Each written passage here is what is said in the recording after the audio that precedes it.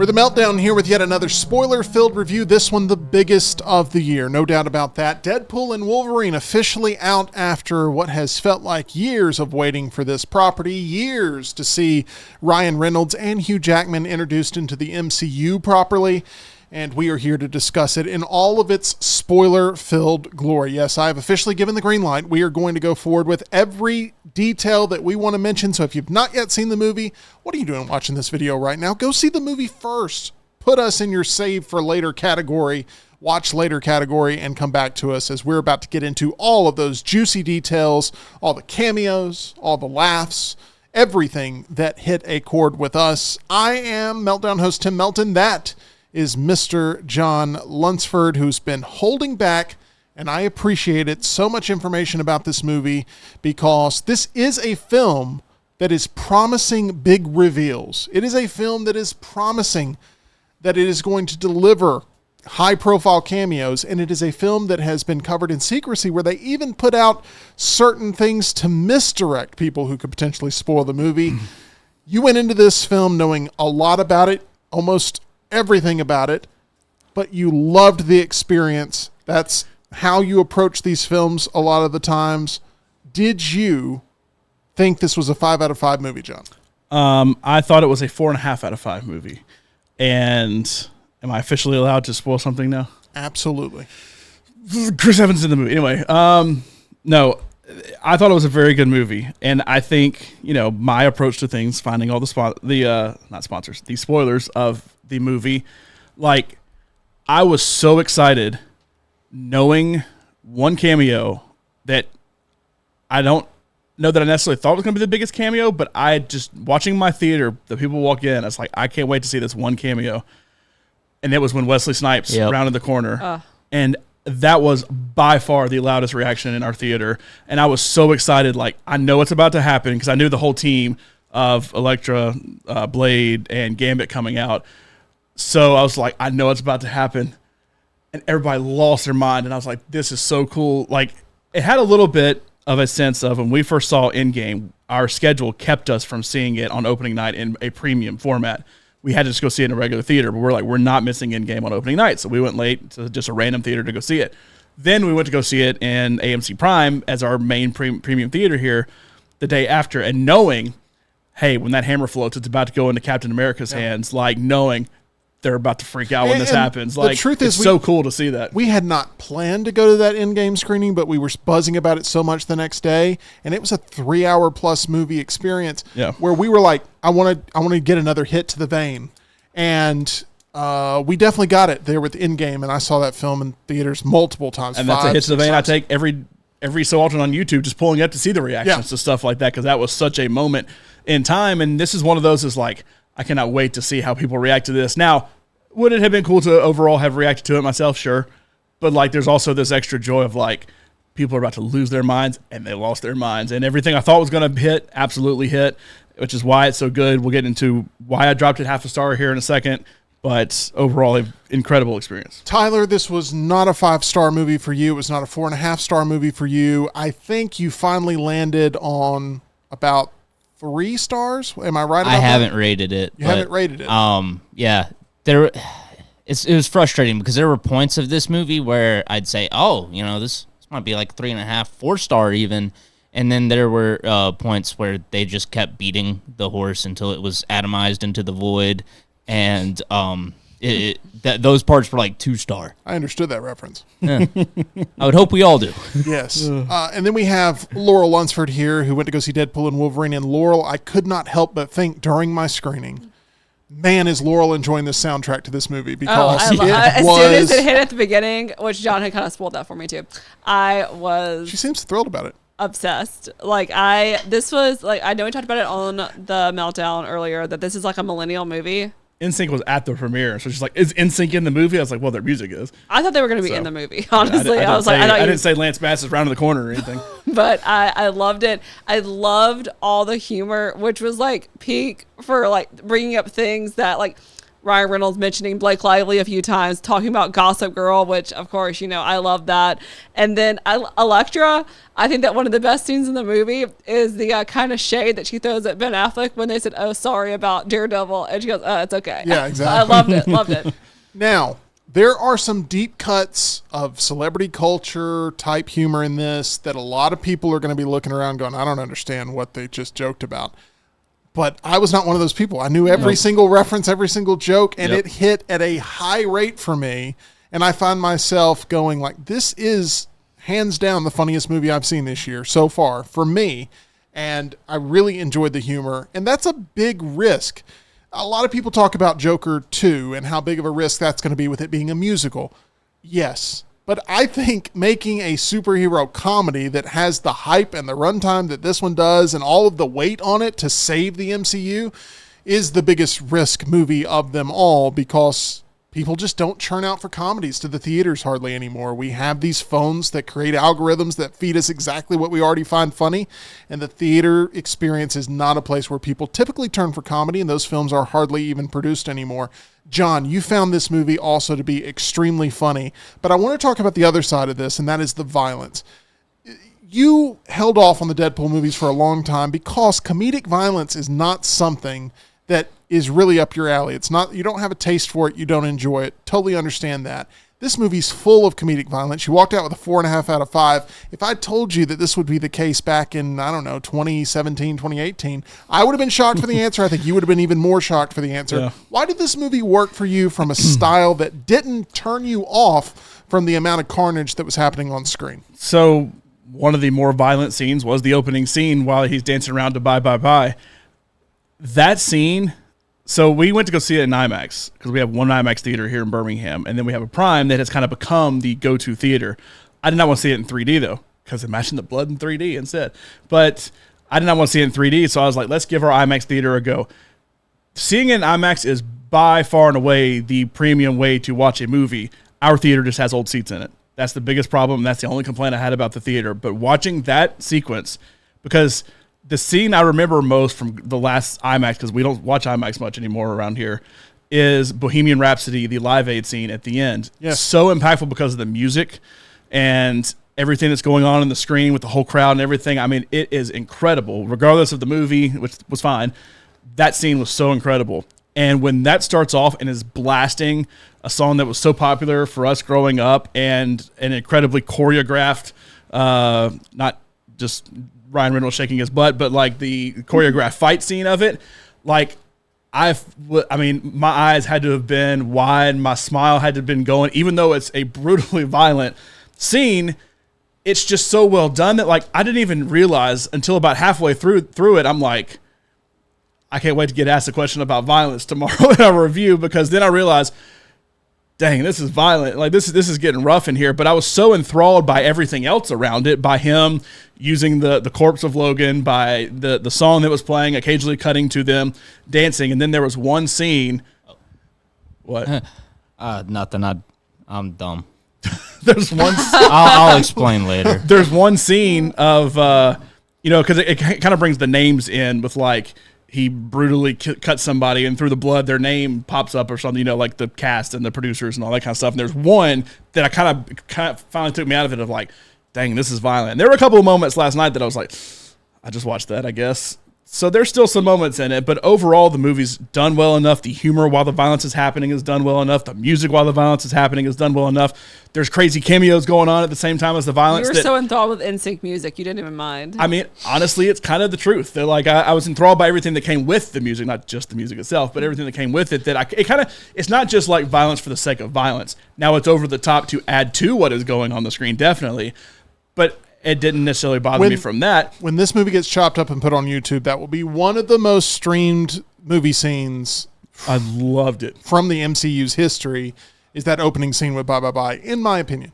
It put it at a 5 out of 5 for me, and I waited for one thing that is a personal gripe to the end that didn't happen, that dropped it to a 4.5, but it already hit right there from the beginning and stayed there. We're going to get to that personal gripe here in just a second. I love that you keep teasing ahead to the personal gripe, because we will get to it, I promise. It's so good. Well, why'd you give it a 4 out of 5? I'm just pointing that out. You gave it a 4.5 out of 5, and that's not going to be my argument at all.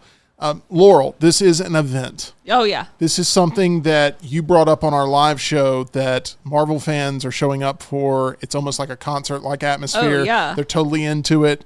Those that know. Do you think it's a film that's going to exclude a lot of people from enjoyment because they aren't someone that may be connected to all of these 25 years of films? I'm going to be honest, and I was actually talking to Lance Taylor and his daughter, host of the Next Round, and his daughter, I guess she's a junior in college, so probably 20 years old, and they were talking about the movie, about whether she should see it or not. I said, honestly, I think you would like it because it is so pop culture, celebrity heavy. I mean, I guess we can spoil it now. Lady Deadpool is played by Blake Lively, who is his wife. I didn't realize that baby Deadpool is his child, is the new baby. And one of his daughter and one of his other daughters, Inez, was the kid pool. So it's got all these fun references. It's got all this, if you're into entertainment like she is, you're going to like it. Like, even if you've never seen one of these movies, you're going to probably be confused because that's just how it is, right? But you can still enjoy it. Like, there is a little bit in this movie for everybody, but it is very overindulgent. It is something that is a tiring experience for a lot of individuals. I found myself not being bored with the movie, but feeling at times like, wow, this is a lot. I mean, they throw a lot at you in this movie, and then they throw you more, and then when you think you're done, there's more coming your way. I wanted to go to the buffet and eat 5 plates more than I should have, and they gave me 6 plates more than I should have. And I'm not necessarily complaining.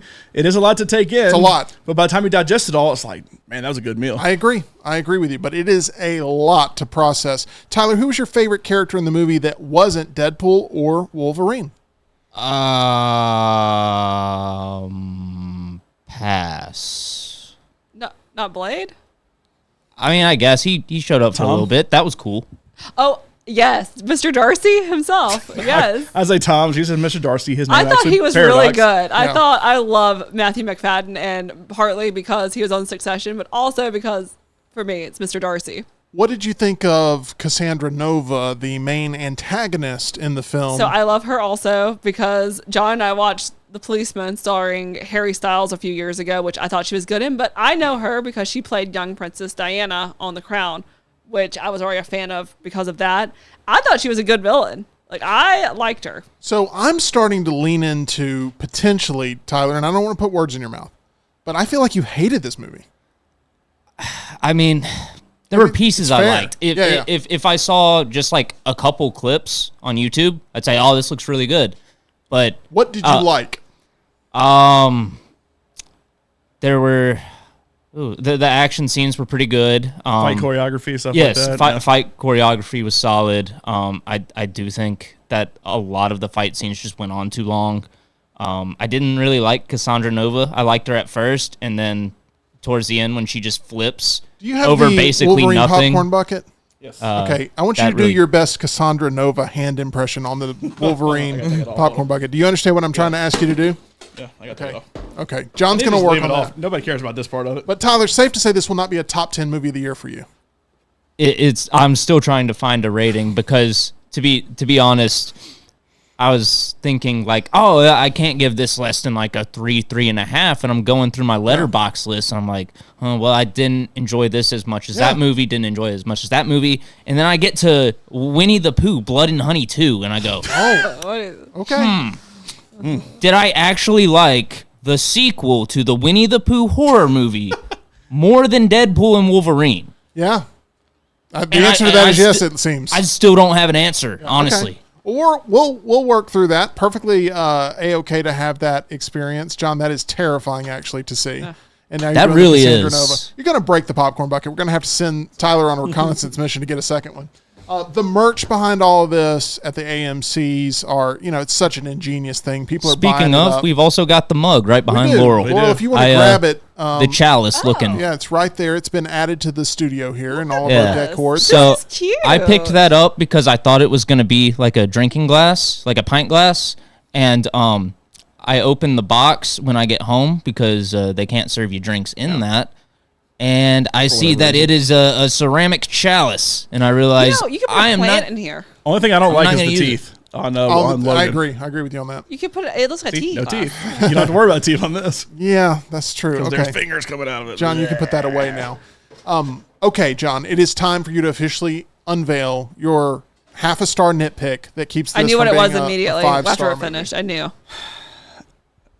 I think I told you what it was. No, I just knew because we have talked about it beforehand. This, I think, in order to fully appreciate this movie, it helps, and it's a tall ask. Don't get me wrong. So if you are wanting to go see this movie and you're watching this and haven't seen the movie for whatever reason, you're watching this and have been spoiled every cameo and all that. It's a tall ask to say go watch every X-Men movie, but I think it helps. It's a tall ask. Go watch both Deadpool movies, but I think it helps. It's also a tall ask to include in that Loki, which is 2 seasons of straight up TVA and everything behind the TVA. Also setting up Kang, which now is, for lack of a better term, in the void of the MCU, that who knows what's going to end up happening with it.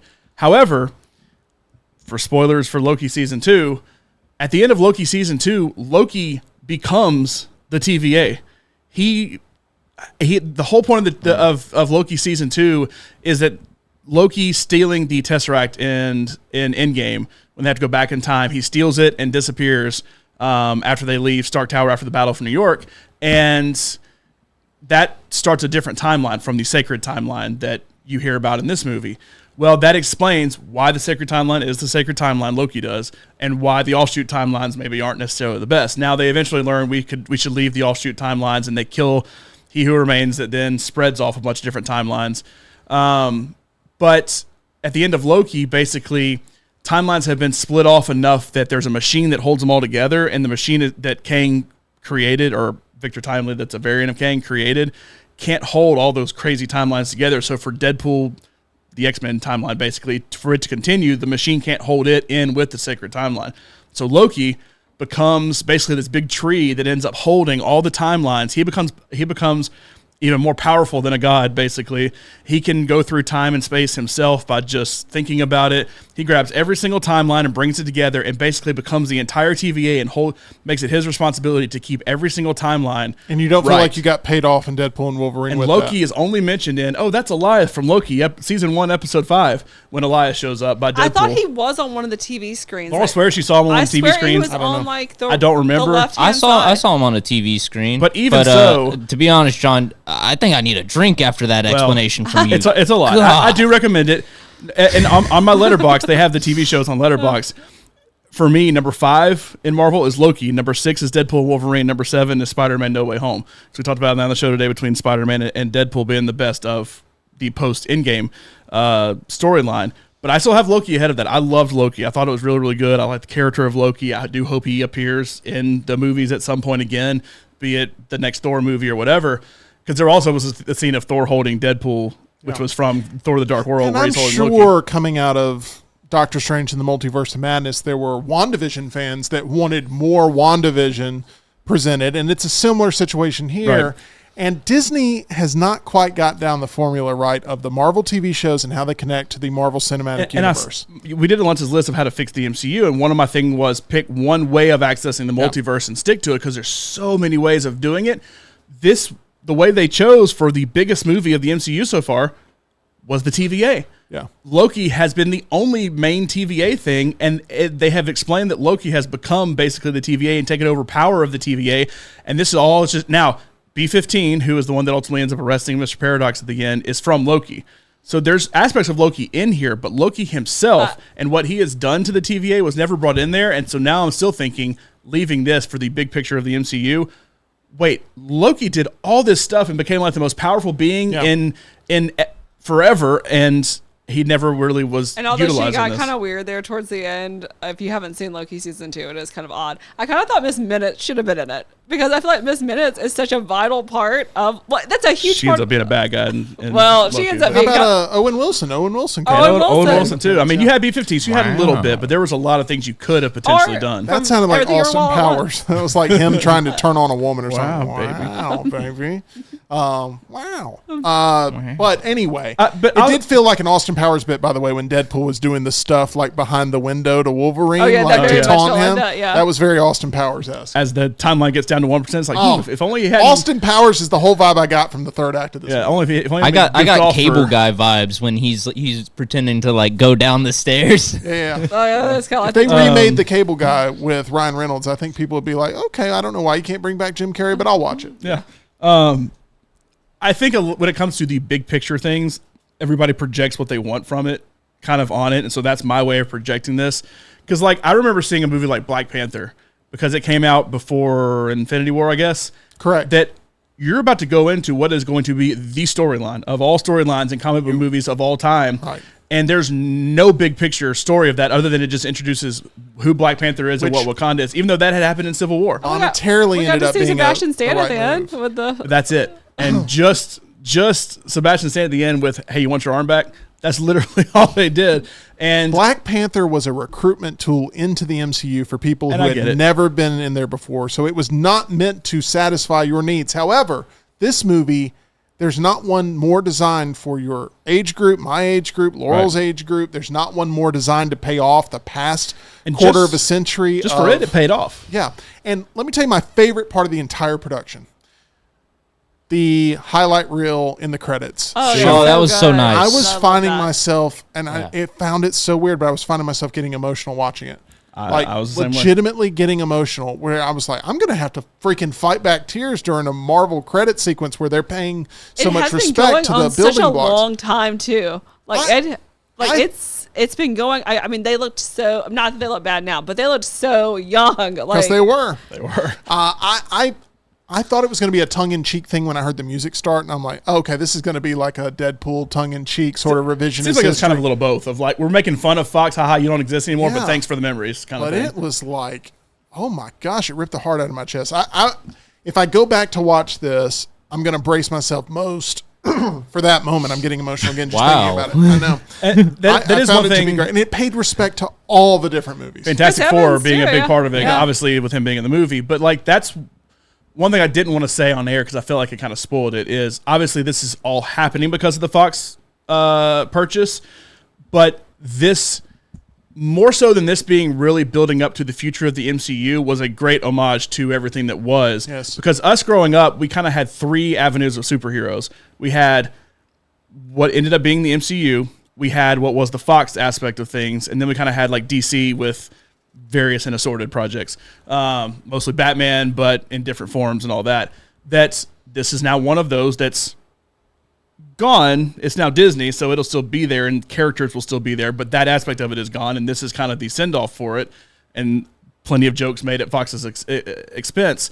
But like, I didn't want to say that in the spoiler aspect, a non-spoiler aspect of it. Like, this does a great job at paying homage to that by bringing in Chris Evans as what he was with that, by bringing in Channing Tatum is Gambit. Channing Tatum as Gambit, which people wanted for a long time and never happened, by bringing in that Blade when we're about to have another Blade, by bringing in that Elektra when there's other aspects of And Daredevil that exist within the MCU now. I'll say it right now. I think Wesley Snipes could still play Blade. Honestly, I Oh do. yeah, I'd be down to watch hey, that right There's now. only one blade. Hey, that was hilarious. That was funny. Yeah. But hey, we had Old Man Logan, and it's seen as one of the greatest, if not the greatest, comic book movie ever. Old Man Blade, you're telling me you couldn't do something similar? And I mean, I do want to throw What if out Blade some turns love. into like a Van Helsing type figure? yeah. You mentioned, Fox, you mentioned DC, you mentioned Marvel. I want to throw out some love there in the Marvel category to Sony's version of with Marvel. Spider-Man. And we got that reunion with No Way Home. And this is the closest thing to No Way Home Yeah. that we've gotten. Yeah. It's really not Endgame. It's not Infinity War. It's No Way Home. It's a one-off, it feels No Way like. Home and a little Doctor Strange too.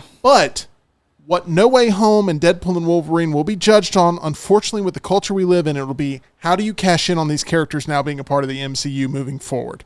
And the big picture, the long term, that's what everybody cares about. And I worry a little bit for Brave New World when it comes out in February because it's not going to have those big team up events that It's gonna be too everyone small now. scale. It's going to be too small scale. Everything. That's the problem is when you build to a crescendo with Endgame, everything after that has felt small scale, and then you get No Way Home, you get a little taste of that big scale, and you're like, oh, Marvel's back. And then guess what? Marvel's gone again. The Guardians come back, and it's sort of that feeling again, and it's like, oh, it's dead again. And then, we're back to, it's back alive. This is defibrillator. This is a Band-Aid. This is a patching up the wound that is Marvel currently. And that will satisfy in the short term. Will it satisfy in the long term? I don't know that answer. You don't know that answer. We're just going to have to buckle up and see. But it was a great effort to recharge the energy that used to be MCU hit after hit after hit. I think that take explains why we feel so differently about the movie, because you guys seem to want the large-scale multiverse conflicts. I've been begging to go back grounded, street level. Let's just save New York City. I'm fine with that, but I feel like Marvel has forced us into needing to finish the fight, basically. That they've built it too big, and so it's like, well, you better give it to us right then. I don't disagree with what you're saying in some ways, but you still got to finish kind of what the MCU has. I feel like there is like that. Well, it's like, okay, maybe I don't like this Captain America. Well, guess what? I can bring Chris Evans back if I really want to. I don't really like the way they're doing with like this character. Well, guess what? I can get out bring of jail back, free card. Like I can bring back this person and you know what? It kind of works, because if you saw the what people did for Chris Evans last night, like our theater went crazy, especially when they thought he was Captain America. That's what these execs and people are like looking at, and they're like, hey, well, they might not want this person, but like we've got this person that we know for sure that they'll want. Here's sort of the weird, and this is sort of the conversation off of Tyler's point. It's not necessarily that I demand they go big picture all the time. My favorite superhero movie of all time is Batman Begins, which I would say is the most grounded of superhero origin stories ever. For sure. He's training with a samurai sword for half of it. You don't even see him in the cape and cowl for a large percentage of the movie. So I'm fine with grounded. Let's go ahead and get back to those starting points, right? But what Marvel can't do is balance the big picture with the starting points anymore. And they used to do that well. That used to be the secret thing where they would interweave them without you even knowing. And next thing you know, you got a team up movie and you're like, whoa, I just sort of fell into this trap of this perfect team up movie because I was invested in this character from the ground level. But none of the new characters are doing that for Marvel. So all they have left now is we better throw the biggest names and the biggest characters on screen together. It's honestly kind of like, in a way, like wrestling. Like when you look at like WrestleMania every year, it's like, I don't know who half these people are, but guess what? Let's bring out John Cena. Let's bring back The Rock. Let's bring back Triple H. Laurel, you know, that's it. It's 1,000%. I felt this Undertaker. way for a long it's time. Like, hey, no one knows what's Roman Reigns. Like, he's not really like that popular. Let's bring in Undertaker. But here's the only problem with, not the analogy, because I'm right there with you, but the philosophy of doing things that way. And the problem with doing the philosophy that way is people check out. They go, I don't need to go see this because I can just go to the internet. A problem. Yeah. I'll go to the internet and they'll tell me when I need to check back in, but I don't need to stay course with this thing. And that's how you get something like The Marvels, which people don't show up for and becomes the lowest grossing movie of the MCU's history. The trajectory right now it's worrisome, but I have way more faith in Kevin Feige than I do in someone like a Kathleen Kennedy to right the ship. It's time for Kathleen to go ahead and go. It's time for Kevin Feige maybe to be handed Star Wars. He's a huge fan. Why they don't have him trying to fix that property too, I don't know. Busy man. Well, maybe they transition him over. Maybe he finds his heir apparent. I still think Jon Favreau, because he pops in to play Happy every now and then go do Star Wars. I would rather Jon Favreau take control of both. But workload-wise, I don't think you could. You could. I'm fine with Kevin Feige, but honestly, I wouldn't mind that necessarily either. He's made $30 billion for you. I'm not sure. He's the guy. Maybe more than that. I don't know what the overall gross is for the MCU, but it's pretty high. Here's the other complaint I have too. Going back to my Loki thing, but I thought in talking, this randomly popped in my head. At the end of the movie, they all end up on Earth 10,005 or whatever. Yeah. They don't end up on the sacred timeline. So how are we actually going to get to that point? We had to have another thing to explain how we ultimately get to that point. They'll get them there however they go. No, I know they will, but like that's what I thought the whole point of this movie was. I hate the multiverse, but I don't disagree. Thank you for saying it. I don't disagree. I hate the multiverse, but if you have it established and you start to usher all these characters in, now it's time to start cooking with, let's get all the characters in the same place and let's move forward and cut off the multiverse from being a thing that could possibly exist again. It's got to have an end point of, okay, this narrative trope is done. You got to destroy the TVA. Yep. You got to kill the girl from Doctor Strange because she can travel the multiverse. You got to take out Charlize Theron, who randomly appeared in a post-credit scene to do it. Doctor Strange can't cast any more spells. And there's that thing from Eternals that they've never explained either. That thing that was like coming out of the sky. Have they ever gone back to that? That'll be a Captain America. Oh, and let's not forget, there's also a superhero / supervillain running around with every power of every single one of the Avengers. It's Emilia Clarke, yeah. Like, what's going on with that? Is that just like something we're supposed to forget about? We also have a random Vision flying around. Where has he been? See, so that's when you brought up individual stories now, not really playing. I like Shang-Chi. I did too. Overall. I did too. Now, did it really fit in the big picture? They haven't done anything with it. They had Wong to kind of get the little tease, and the Hulk appears at the end, and I think Brie Larson's there at the end. So you kind of have a little bit of it, but you haven't done anything yet and paid it off yet. And Shang-Chi's somebody who, like, hey, when the Avengers appear again, he's somebody I fully expect to be a part of it. But there's one aspect of that has thrown a wrench into everything. Kang. And that's Kang. Yeah. Because part of the end of Shang-Chi is Kang sees the rings. That's something Kang would get his hands on. And obviously that has... Now, there's a reason for that, but that has put Disney in a very tough position. Called Jonathan Majors in court. Correct. So we'll are they just going to recast it, or are they scrapping They're Kang going to recast. altogether? I think they're going to recast. Interesting rumors about that. I mean, there's been rumors about all kinds of things, but nothing has officially been like, yes, this is going to be who Kang is. We're going to do the Kang, because it's now Avengers 5 and Secret Wars. It's not the Kang Dynasty and Secret Wars anymore. Yeah. So, like, what are they going to do? Are they going to make that an Avengers versus X-Men? Are they going to just make it a Young Avengers? Are they going to just call it Avengers? I think with the different final multiverse movie needs to be Fantastic Four. It makes sense for that property to go that route and just cut it off from that point forward. So no Secret Wars or anything? Not with a obviously, if you can establish everybody before Secret Wars. Because I assume With Secret the Wars is multiverse, going to take the do story. it. I don't know this. I'm not trying to spoil it, but Yeah. I feel like the comic book followed like Beyonder, and like you put them like on a battle planet and all that stuff to where like that's kind of sort of multiverse to where you kind of have to keep it going through Secret Wars.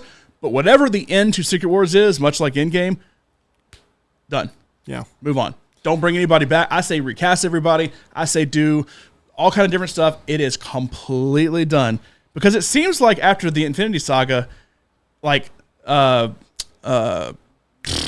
second Spider-Man movie, Far From Home. Yeah, Far From Home. That was like an epilogue, almost more so than starting again. Yeah. Iron Man's dead. How does Peter feel about it? It's very much an epilogue to things, but instead it's like, let's keep going. And I get money. I get it. Don't get me wrong. But like, you don't need an epilogue. Whatever happens at the end of Secret Wars, you're done. This discussion is partially Deadpool and Wolverine spoiler review.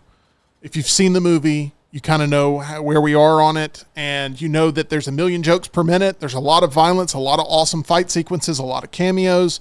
We were excited for the most part about all of that with, the trinity of Laurel, John, and myself. Tyler, it felt...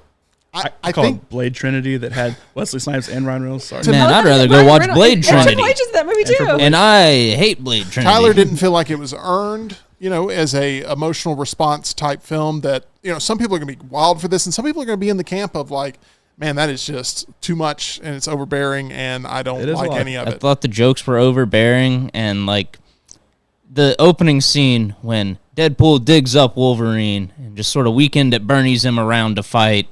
That's what the rest of the movie felt like for me. I would just look at the screen and say, that's not Wolverine. That's not Logan James Howlett. Can I say one of my favorite scenes in the movie, and it was tailor-made for me, was the scene where when he meets Good Pool. Is that what he called? Nice Pool? Nice Pool. And they're talking, proposal. and he's like, I can break the fourth wall. And he just looks at the camera and says, the proposal. Yeah. I loved it. That was a tailor-made I joke laughed for too. me. The hardest I laughed in the movie was probably a tie between that, because it drug on for so long with just nothing else going on, was that, and then when they see Chris Evans and he's wearing like the blue and everything, and he comes down, he's about to do everything, and he has the shawl on, and it's like, oh my God, he's finally gonna say it, and he goes, Avengers, flame on! And then I could not stop dying laughing at that, but I also died laughing at the I was proposal kind of thing, too. surprised at how much Chris Evans was in the movie.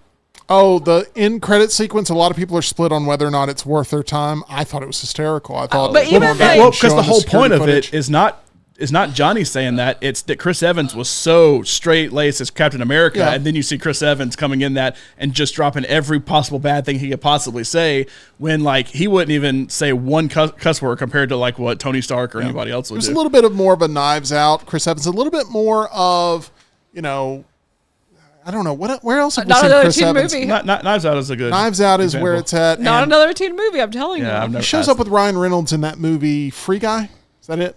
Oh, where because he gets Captain America's shield and he's watching on the live. They're all watching on Yeah. Twitch, and he's like He's sitting in a like, coffee "What the shop, or whatever. So I Yeah. mean, you get a little bit of both of those flavors here for sure. I thought it was great. I thought everyone was in the movie the right amount of time.